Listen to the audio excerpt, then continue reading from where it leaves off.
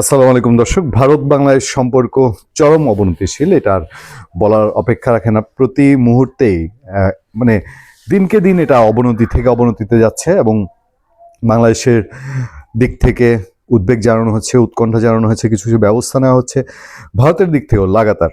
এবং আজকে আমাদের সামনে ভারতের একটা রিয়েকশন আছে এবং এই রিয়েকশন ধরে এটা নিশ্চিতভাবে বলা যায় যে বাংলাদেশও কিছু রিয়েকশন দেখাবে। এবং এটার সঙ্গে এই যে দুই দেশের এখন রিয়েকশন শুধু কূটনীতিক পর্যায়ে, যে কূটনীতিকদের তলব করা, বিভিন্ন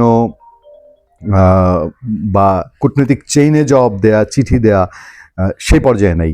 এটা বলা যেতে পারে যে মিডিয়া এবং পাশাপাশি কিছু অপ্রীতিকর ঘটনা এবং দুই দেশের কূটনৈতিক পর্যায়ে চরম একটা অবনতিশীল সম্পর্কের দিকে।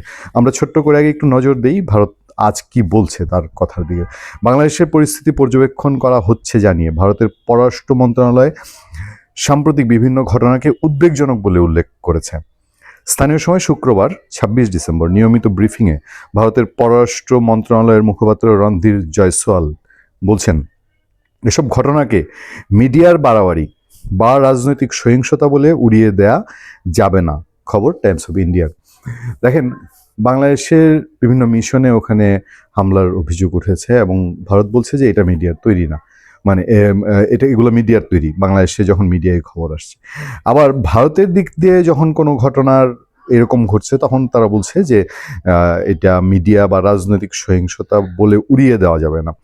বাংলাদেশের সাম্প্রতিক পরিস্থিতি নিয়ে করা এক প্রশ্নের জবাবে রণধীর জয়সওয়াল তিনি বলেন, গত কয়েকদিনে আমরা একাধিক বিবৃতি দিয়ে বাংলাদেশে প্রচারিত ভ্রান্ত বর্ণনা প্রত্যাখ্যান করেছি।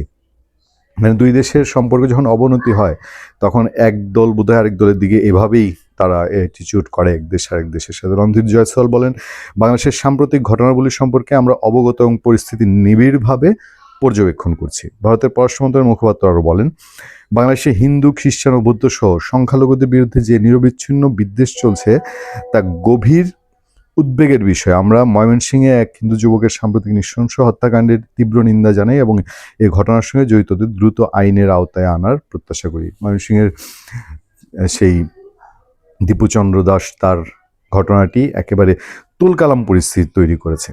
এদিকে রাজবাড়ির পাংশায় বুধবার ২৪ ডিসেম্বর রাতে গণপিটুনিতে অমৃত মণ্ডল ওরফে সম্রাট নামে একজনের নিহতের ঘটনা দুঃখজনক জানিয়ে এটি কোনো সাম্প্রদায়িক হামলা ছিল না বলে জানিয়েছে বাংলাদেশ সরকার।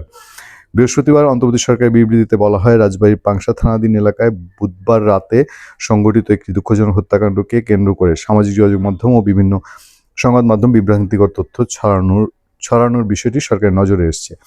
মানে এই ঘটনাগুলো এখন ছোটকে তেল থেকে তালও বানানো হচ্ছে, আবার তালকে অপর দেশ তোয়াক্কা না করে, অভিযোগ পাত্তা না দিয়ে তালকে তিল দেখানোরও চেষ্টা করে, এরকম অভিযোগও আছে। বিবৃতিতে সরকার বলেছে, পুলিশের তথ্য প্রাথমিক তদন্ত থেকে প্রতীয়মান হচ্ছে যে ঘটনাটি মোটেই সাম্প্রদায়িক হামলা নয়। মানে রাজবাড়ির পাংশায় এটি চাঁদাবাজি ও সন্ত্রাসী কর্মকাণ্ডের থেকে উদ্ভূত সহিংস পরিস্থিতি থেকে সৃষ্ট ঘটনা। নিহত ব্যক্তি শীর্ষ সন্ত্রাসী অমিত মণ্ডল ওরফে সম্রাট চাঁদা দাবির উদ্দেশ্যে এলাকায় উপস্থিত হন এবং বিক্ষুব্ধ স্থানীয় জনতার সঙ্গে সংঘর্ষের এক পর্যায়ে প্রাণ হারান। তিনি ইতিপূর্বে ২০২৩ সালে রুজুকৃত মামলায়, বেশ কয়েকটি মামলায় তিনি গ্রেফতারি পরোয়ানা ছিল। এছাড়া সম্প্রতি ভারতের দিল্লিতে অবস্থিত বাংলাদেশ হাই কমিশন, কলকাতার উপদূতাবাস এবং শিলিগুড়িতে ভিসা সেন্টার ঘিরে ভারতীয় জনতা পার্টি, বিজেপি ও কট্টরপন্থী কয়েকটি সংগঠন বিক্ষোভ এবং প্রধান উপদেষ্টার কুশপুত্তলিকা দাহ করেছে। এসব ঘটনায় আনুষ্ঠানিকভাবে প্রতিবাদ জানিয়েছে বাংলাদেশ সরকার।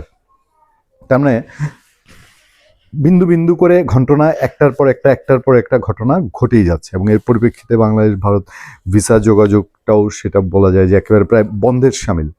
ফলে এই সিচুয়েশনে আমরা দেখেছেন যে আমরা যারা দিল্লির যেসব সাংবাদিককে নিয়ে আমরা টকশো করি, আমরা আলোচনা করি, তারা স্পষ্টতই বলছে যে ১৯৭১ সালে বাংলাদেশের প্রেক্ষিত যেরকম ছিল, সেই সময় বাংলাদেশে তৎকালীন পূর্ব পাকিস্তানে, তৎকালীন পশ্চিম পাকিস্তান যেই অনাচার ও বিচারের রাজত্ব কায়েম করেছিল, সেরকম একটা প্রেক্ষিতে পরে দিল্লি বা ভারত বাংলাদেশের সাথে একজোট হয়ে পাকিস্তানের বিরুদ্ধে তারা ফাইট করেছিল।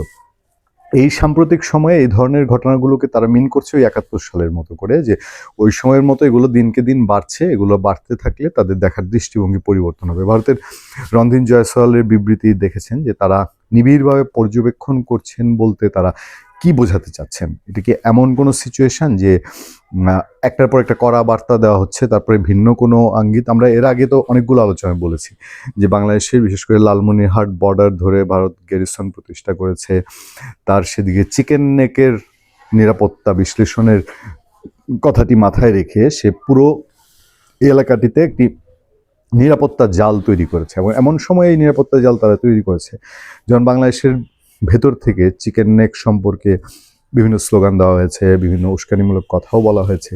সেটা আবার ভারতের বিজেপি, ভারতের ধর্মভিত্তিক যারা সংগঠন, তারাও বসে থাকেনি।